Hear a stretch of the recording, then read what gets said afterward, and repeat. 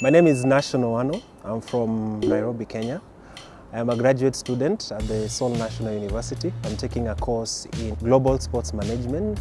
I chose bowling because in a way it's exercise for those who don't know. Sort of like works your hands. You do that for like 2 hours. It kind of like stretches you and you feel it. And also maybe it's because of the environment. It's fairly cold right now in Korea. So we'll want to do something that is much more indoor. Indoor games are nice, especially for people who are not into going outside.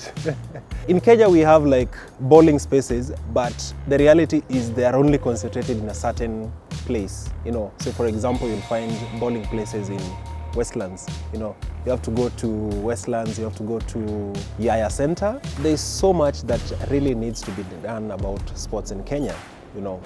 There's so much investment that needs to go into sports in Kenya. I'm talking about human capital as well, because most of the biggest losses that we're having in sports in Kenya is because of talent that we don't see being utilized to the fullest. The biggest lessons that I've learned between Korea and Kenya is the fact that in Korea, sports is taken sort of like as a business and as a revenue generating activity. It's not a pastime, it's not a leisure activity.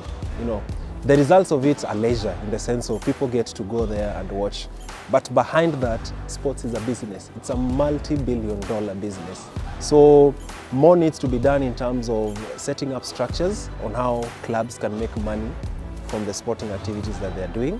One day, who knows, Kenya can host the Olympics. And I believe it's possible. One thing that I would like to recommend to people who are going to Kenya, I'll try as much as possible to tell you to visit places that don't receive the recognition they deserve. You have to go to Takawiri Island, such an amazing place. It's like an alternative to Mombasa. Beautiful, sandy beaches, something different from the usual safari experience. My study in SNU was quite like baptism by fire, to say the least.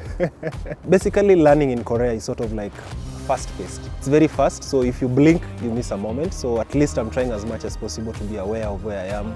And it's been eye-opening for me because having been in this particular space has given me so many opportunities. Last year, I got the opportunity to meet the president of the International Olympic Committee. As a sports journalist, that is somebody I've always done stories about. So to kind of like get the opportunity to meet him on a one-on-one basis was a once-in-a-lifetime opportunity. What I enjoy the most about Korean society, I remember the first time I came to Korea, we were at the Olympic Parktel, and one thing that caught my attention is the outdoor gyms.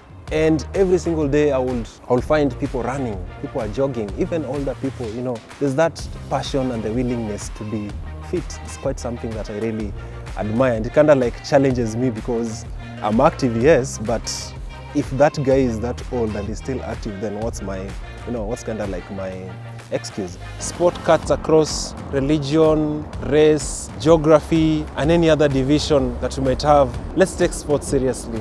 It can solve a lot of the problems that we have in the world today.